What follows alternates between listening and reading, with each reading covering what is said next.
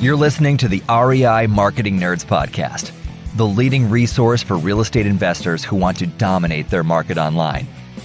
Dan Barrett is the founder of AdWords Nerds, a high-tech digital agency focusing exclusively on helping real estate investors like you get more leads and deals online, outsmart your competition, and live a freer, more awesome life. And now, your host, Dan Barrett.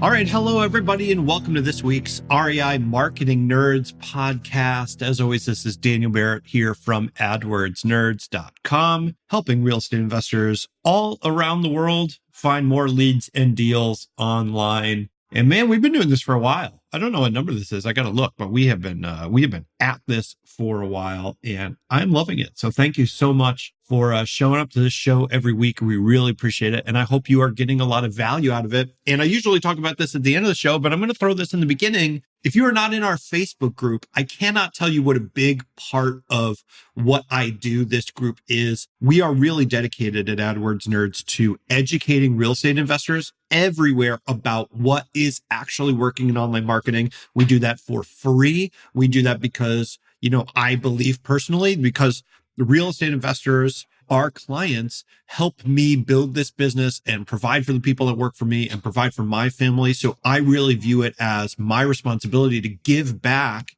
to the investing community as much as possible. And what I know how to do is find leads and deals online. So I am dedicated to putting out as much good information about that as possible. This podcast is part of that. And the Facebook group is part of that. So if you're not part of the Facebook group, I highly encourage you, adwordsnerds.com/group. That's adwordsnerds.com/group. Or just go on Facebook and type in REI Marketing Nerds and you'll find it. Request to join. It's totally free. And I would love to have you. So this week, this is a really fun conversation I'm having this week with Penney Dollar.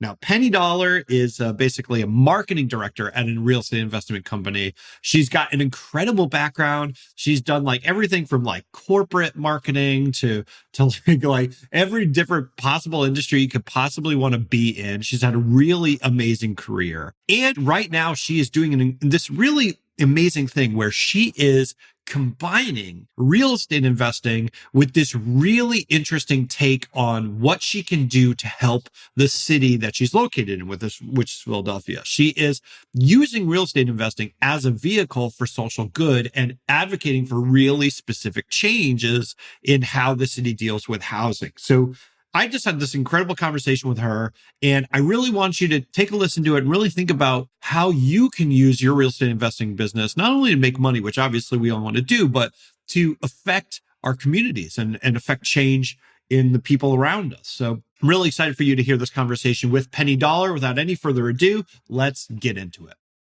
All right, everybody, this is Daniel Barrett, and I am here with Penney Dollar. She is the director of sales and marketing over at snappyhomebuyer.com. They are an investment firm. They are buying homes in the Philadelphia metropolitan area, which is Philly plus the counties surrounding Philly, and sort of extend into Jersey and Delaware. So they're all over the place.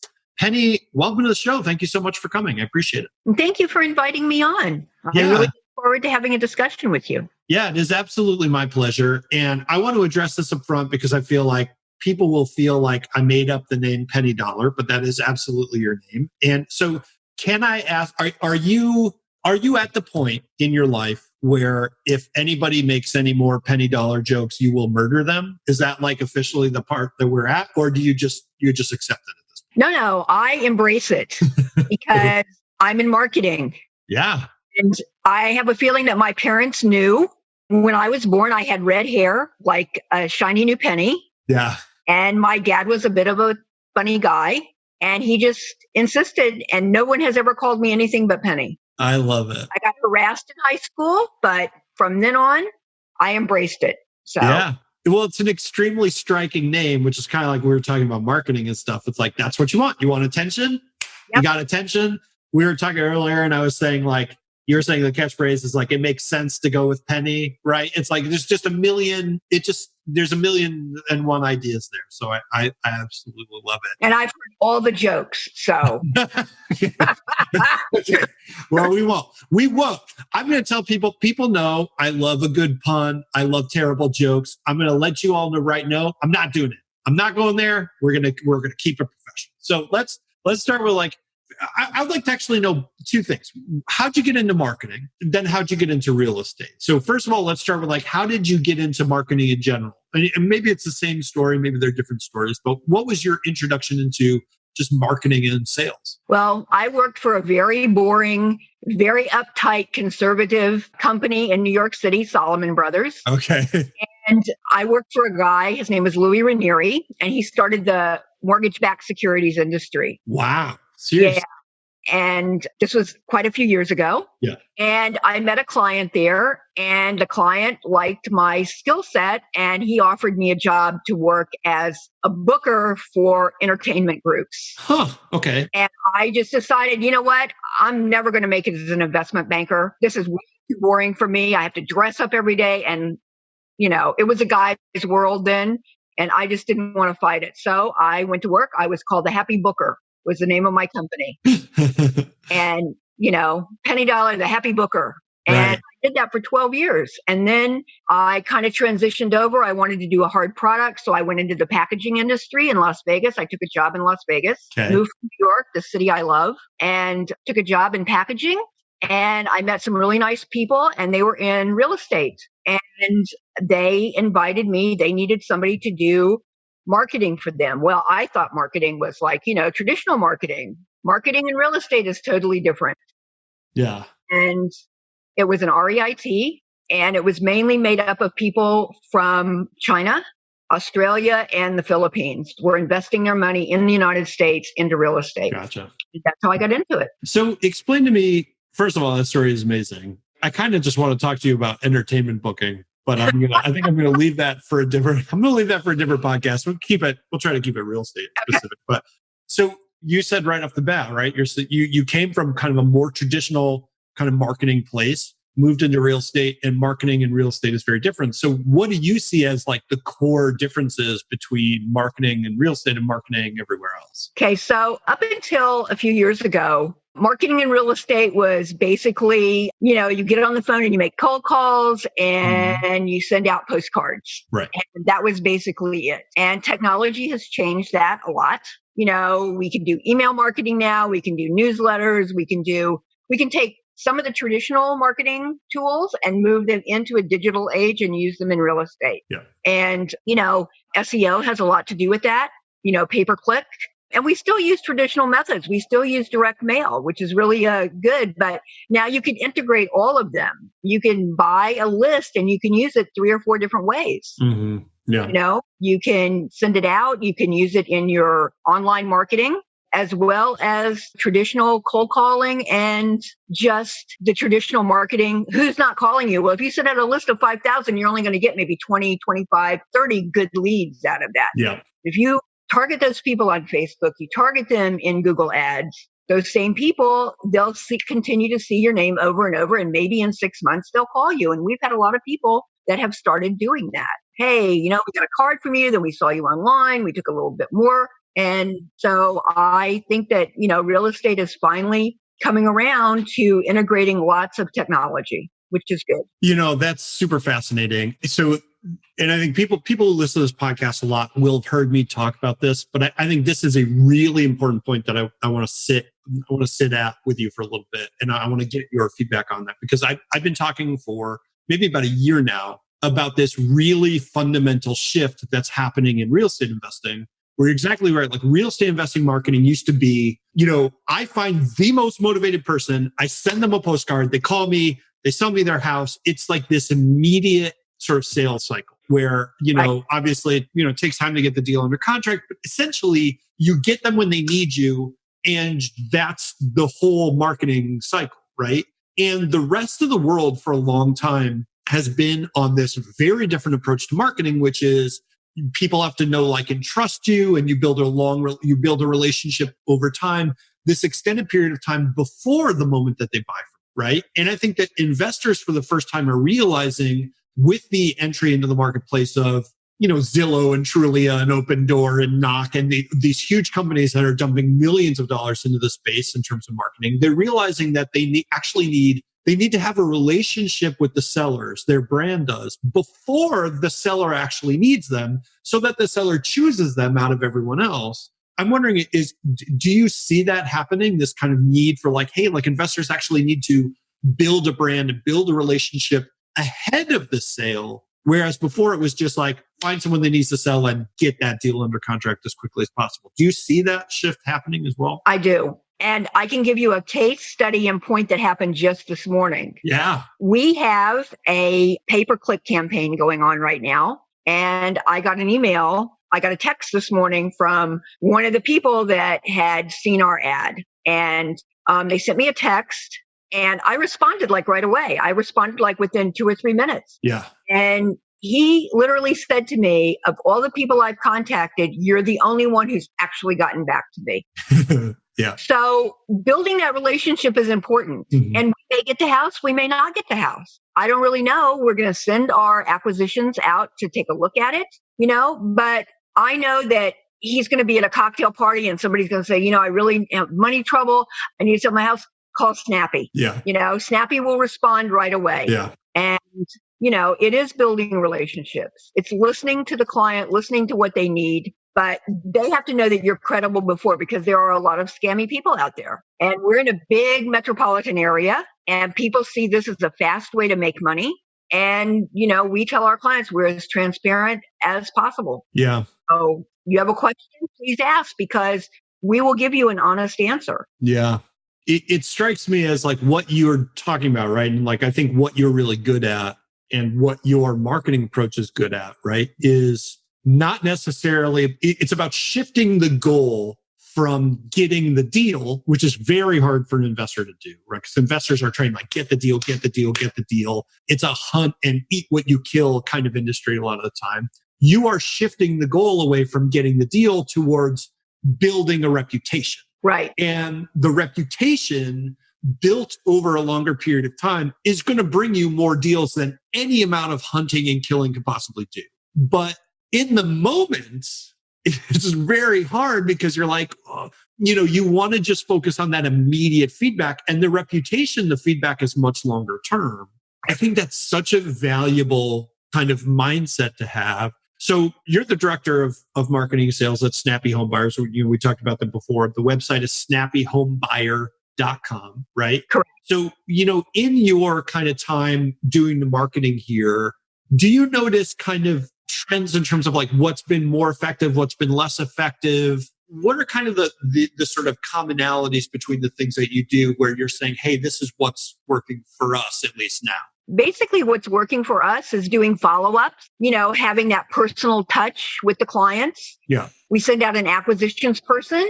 We try to follow up within 24 hours. Hey, everything go okay? Do you have any questions? Anything that we could have done better in our meeting with you? And sometimes they'll just say, yeah, everything was good, and they hang up the phone and we never hear from them again. Or we call them in 3 months and, oh yeah, we sold our house already. Right. Okay. So I think it's the constant being at the forefront. Yeah. And just managing those relationships. Yeah.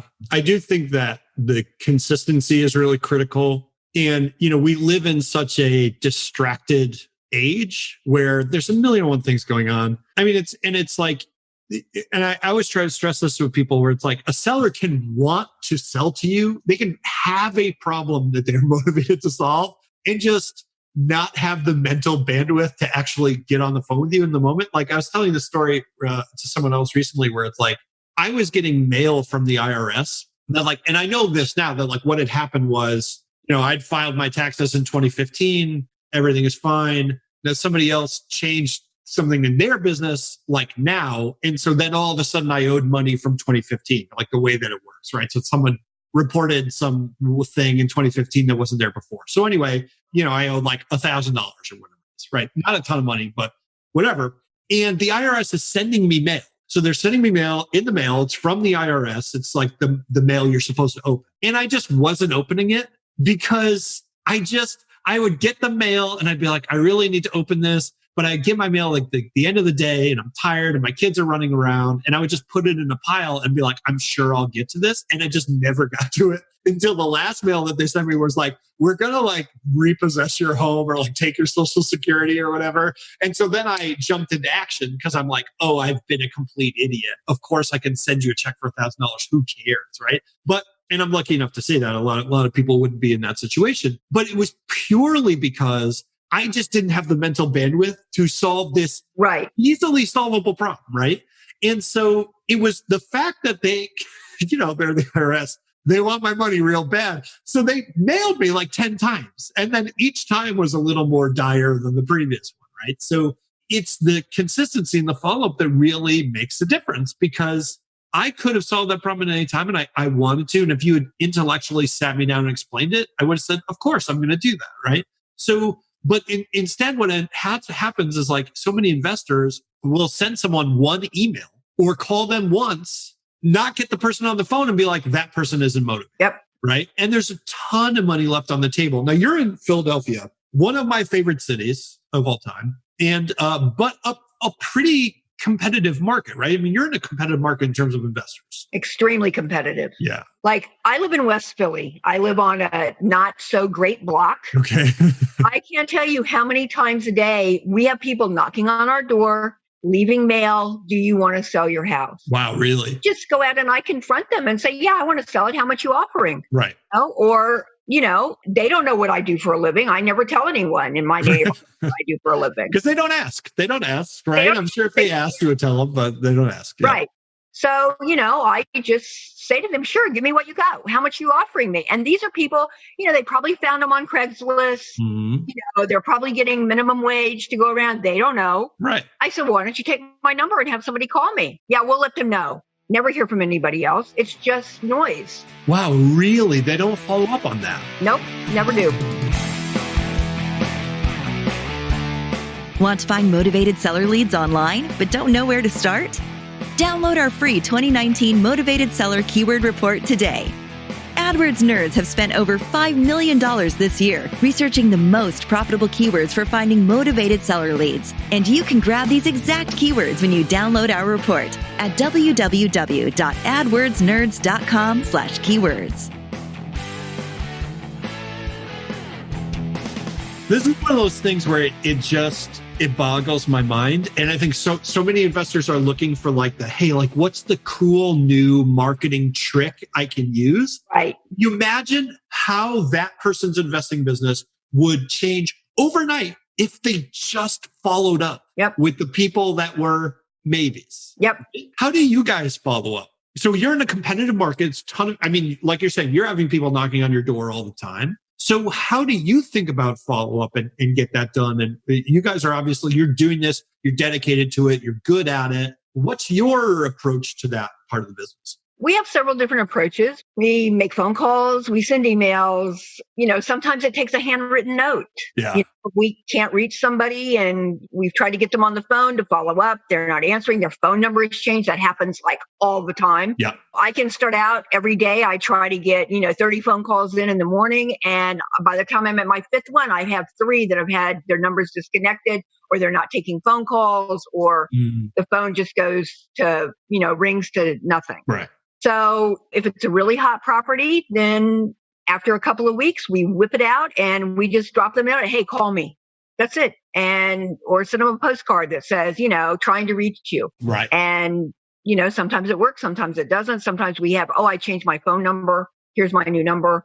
But, really, if a person wants to sell their house and they're motivated enough, they're going to find me. They're going to find you provided you give them the opportunity to find you. Right. So this is the thing that's so fascinating about what you're doing, right? It's like most investors call the line, they see the phone is disconnected and they give up. Right. They don't have the opportunity to have that person reach out to them and be like, hey, I changed my number. That person's never going to know that you called that disconnected number. You keep going past that point, get to the written card or whatever it is. You at least have the opportunity to do that. Think about over the course of a year or 5 years, the number of properties that you're going to close on that you never would have closed on otherwise from the exact same pile of leads that everybody else has, right? I mean, that's the sort of massive factor that's kind of like why you're having success and you're closing deals when other people are like, well, these leads are no good. In addition to that, when we have them on the phone, we try to dig into, okay, their brother died. They don't know what to do. They don't know what their next steps are. We find out their brother died 7 years ago and they've had this property just sitting empty because they don't know what to do. Well, we'll help you. So we actually listen to them rather than just, hi, I want to buy your house. I'll pay you $30,000. Right. Because it's sort of like you think about, and that's a really fascinating example, actually. And I will say this too. This is something that I've said multiple times on this show. Every time it comes up, I make sure to call it out. The investors we have on this show that are doing really well, really successful, all of them think about these calls as I'm helping this person solve a problem rather than I need to get something from this person. Right.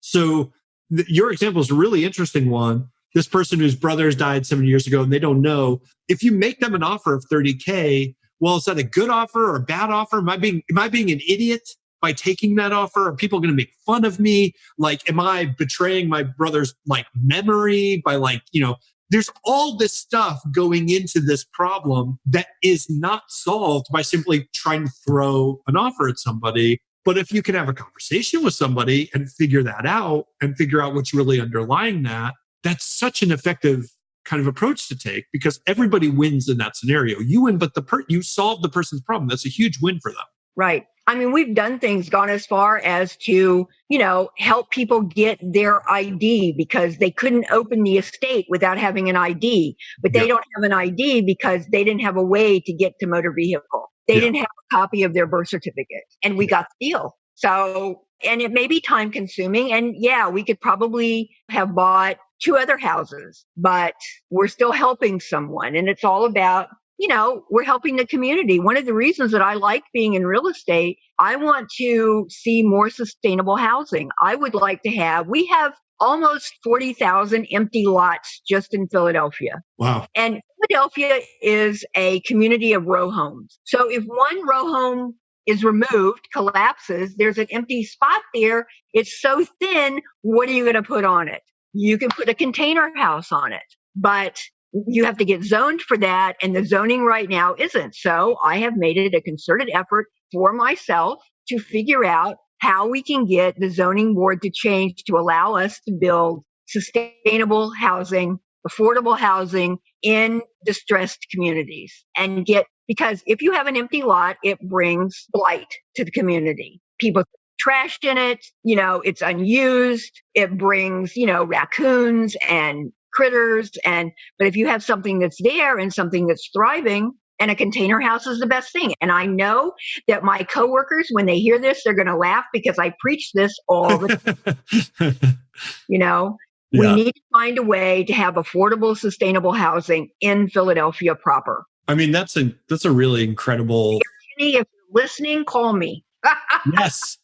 Well, that's an incredible, and again, this is something that comes up again and again, right? Somebody who has, investors that have mission beyond just the pure transactional value of the real estate. I do this thing for you, you give me money. I mean, I think that's an incredibly laudable goal and one of those structural things that can have a massive impact down the road, right? I mean, it's just really, really massive. You're absolutely right. Empty lots lower the value of everyone's property. They damage the entire neighborhood. It's one of those things that people maybe aren't 100% aware of, but has this systemic effect on everything around it, right? So I think that's incredible. So part of our corporate culture, Snappy Home Buyer, it's one of our core values is to give back to the community. What needs to happen in order for that kind of goal of having these kind of container homes, these sort of sustainable housing and infrastructure built? It sounds like it's a zoning thing, right? So it's like zoning laws don't permit it. So what has to happen for you guys in order to be able to get that done? Is it like someone in city government has to put something I don't know how that stuff works. So what has to happen for you? Basically, the zoning laws here require that if we have a structure, we have to have a basement. Okay. And with a container home, we don't need a basement because it's all contained within the container, whether it's one container or it's 2 containers stacked, whatever it is. We can have solar panels or we can run to the sewer line. We can all put that in. We don't need the basement to do that. So that's basically what we have to get around, and to have people start thinking differently. Hard to do when you're living in a 300-year-old city that has, houses that have been here since the 1700s. Yeah. And one of the few cities in America that actually has a historical infrastructure, right? I mean, America's a new, there aren't a lot of places with that old kind of housing infrastructure or city infrastructure that's kind of there, especially a huge part of its identity, like the way that Philadelphia is. But I mean, so it is the case basically that, because when the zoning laws were written, everything needed a basement. So of course it's like, if you don't have a basement, you can't build there. It's like, well, now that's not the case anymore, but just the rules there. And that's the way it's always been. And so people just don't realize there's an alternative. Yeah, I think that's it. I think that it's taken a while for the laws to be changed in order to embrace sustainable living. Yeah. I mean, there's so many lots, and there's only so much you can do with them. You cannot really rebuild another on a single lot inside on a street that's between two houses. You cannot build a high rise. Yeah. It just won't hold it, but it will hold, 2-ton containers. Yeah. And that's a 1-bedroom apartment, or if you have double containers, that's 2 units. Yeah. And yeah. So but I mean, that's my mission. That's my personal mission. My coworkers think it's going to be an impossible mission, but board. If I can get them to change the zoning laws, they're all on board. So I will tell you, first of all, I think that's an incredible mission. And second of all, anybody that's listening to this that wants to reach out to Penney and sort of share resources or talk about this, for snappyhomebuyer.com is the website. We'll talk about at the end of the episode, we'll talk about like ways to reach out to you and everything. AdWords.com/podcast will have all the links to this episode and everything. I highly recommend anybody listening to this has any experience whatsoever, get in touch with Penney, because I think that's an incredible mission, incredible kind of thing. I am in the process. Have you ever read the book, The Power Broker by Robert Caro? Do you know what I'm talking about? Yes? Okay. I never had. Someone lent me this book. It's like the size of like 3 phone books stacked together. It's like a giant book, but it's the story of kind of the building of the city infrastructure of New York, building the highways and the bridges and beaches. And like, it is, the story of this guy, Robert Moses, who's kind of like the force behind this. And reading this book, I'm just coming away from it being like, I mean, he's a pretty ambiguous figure. You could look at him as an evil person or a good person, depending on which side of the coin you're on. But I'm like, holy moly, like, if this is possible, literally anything is possible. That's what I took away from it, right? So it's absolutely doable. And Philly, wake up. Come on, Philly. Let's change the zoning laws. I think that's amazing. I mean, there's several communities that have done this. Las Vegas recently built a veterans community and put in like 30 container houses. And then they have like a central, each one is a standalone 1-bedroom apartment. Yeah. And they have a sustainable community center where they have, access to resources. And, it's a community center. They can go, they can meet. There's a place where they can play games, get to know each other. Family can come in. So, I mean, it's really, there's no reason every city in America should really think about how they can move forward into the 21st century, because that's where we're at. Yeah. And, let me ask you this.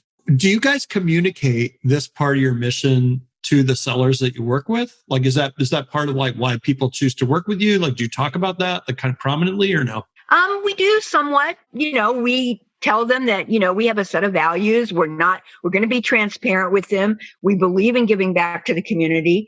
We want to work smarter, and, we want to embrace technology. So it's, I think that the people that buy from us that are in our community, I think that they understand that we're not the guy who, pins the sign on the light pole and then, scribbles a number on it. Yeah. So, we try to be as transparent and open with our clients as possible. Yeah. I think that's really incredible. And, beyond the clear value that you're adding to the community, I think it makes you stand apart as a brand. To bring this full circle, right? In the beginning, we were talking about this shift that's happening towards, hey, there are 1 million investors, and there are these huge, venture-backed companies that are going to undercut pretty much anything you're going to offer. Yep. Like, why do I go with you? And I think having a broader mission or broader sense of like, this is why I'm doing this thing, it immediately sets you apart from everyone else. And that is so, beyond the value that you're producing in the world, it's valuable as a business decision because it gives me a reason to sell to you.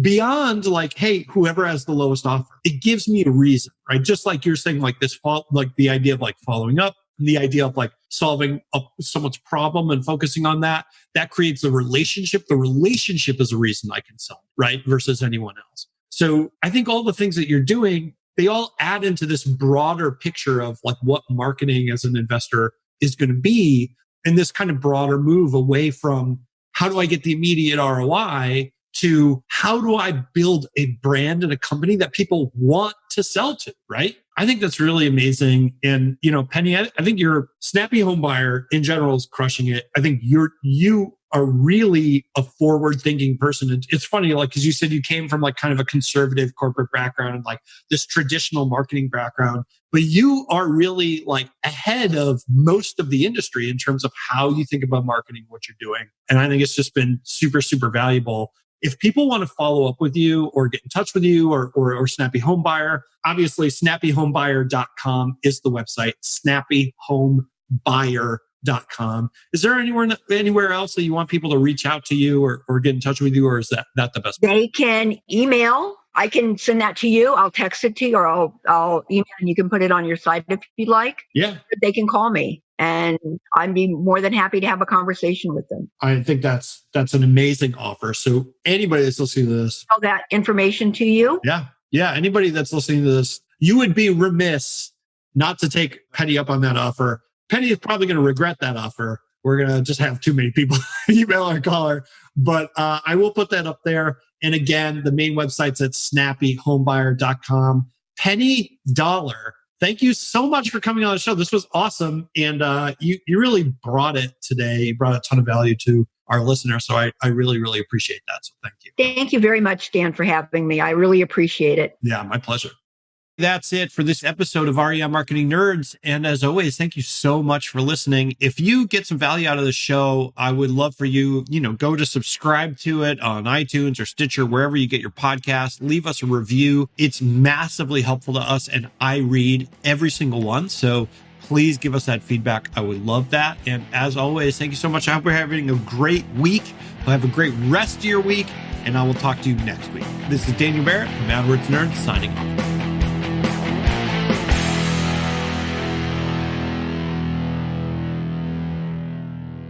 This is the podcastfactory.com.